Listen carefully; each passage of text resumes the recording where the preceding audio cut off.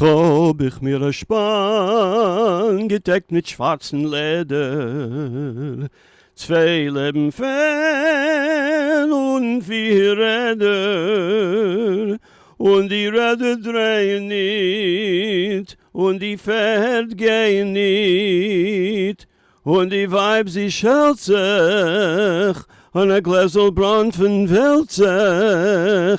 Nehm ich mir a Stein, sitz ich mir und wein.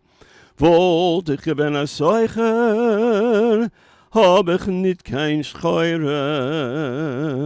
Wollt ich gewinn a Malamed, kann ich nicht kein Teure. Und die Räder drehen nicht, und die Pferd gehen nicht, und die Weib sie schält sich, und a Gläsel Brand von Wildzig. Seh ich mir a Stein, sitz ich mir und wein. Wollt ich gewinn a Schuster, hab ich nicht kein Ohl. Wollt ich gewinn a Chasen, hab ich nicht kein Kohl. Und die Räder drehen nicht, und die Pferd gehen nicht, und die Weib sie schält sich, und a Gläsel Brand von Wildzig. Nehm ich mir a Stein, sitz ich mir und wein. A sad song about a cart driver who can't get his horses to go because he's not able to feed them. And, of course, his wife is not very happy. And just like the wife in our story, which I'm going to continue now.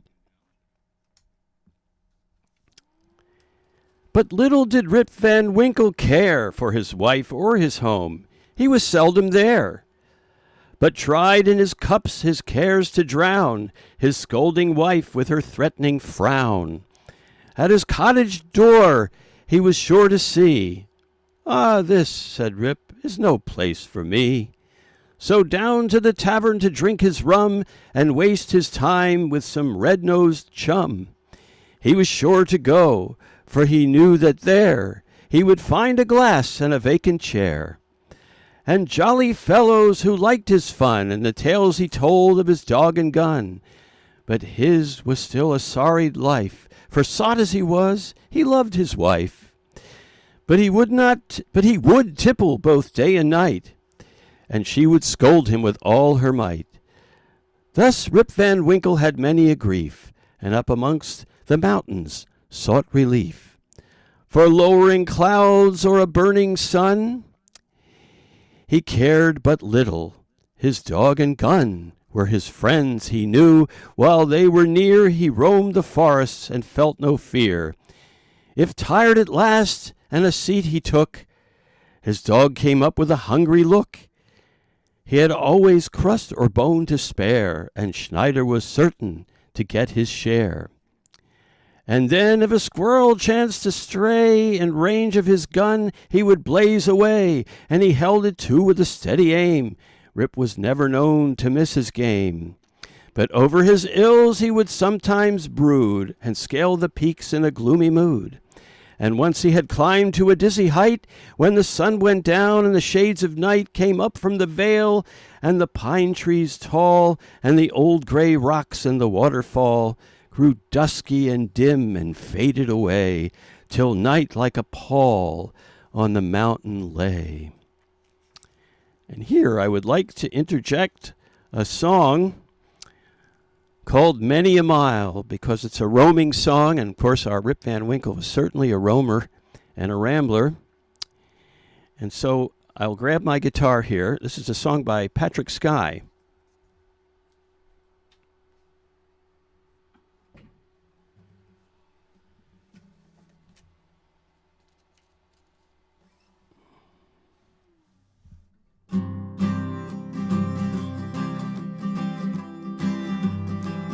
I've darn near walked this world around, another city another town,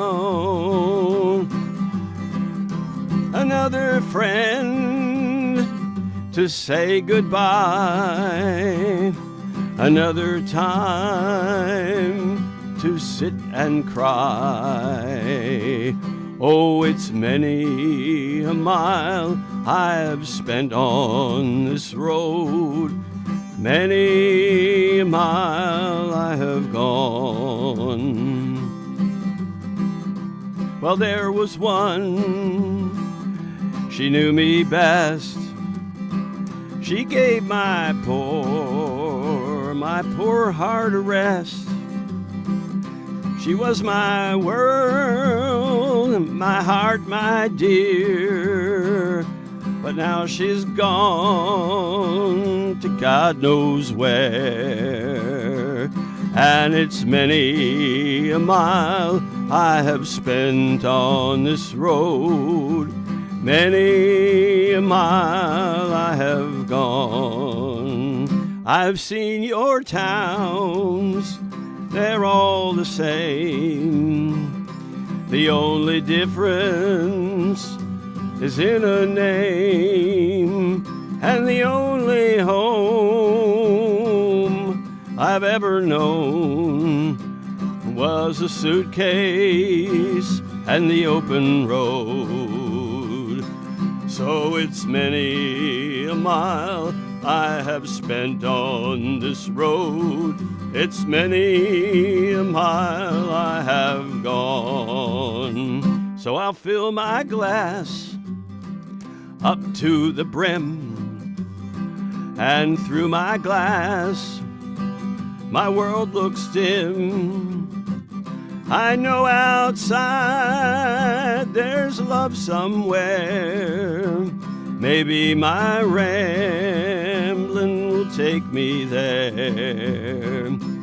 Oh, it's many a mile I have spent on this road, many a mile I will go.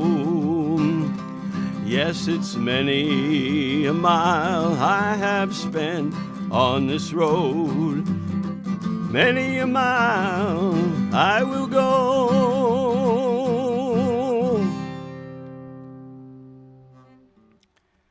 And we continue with our story.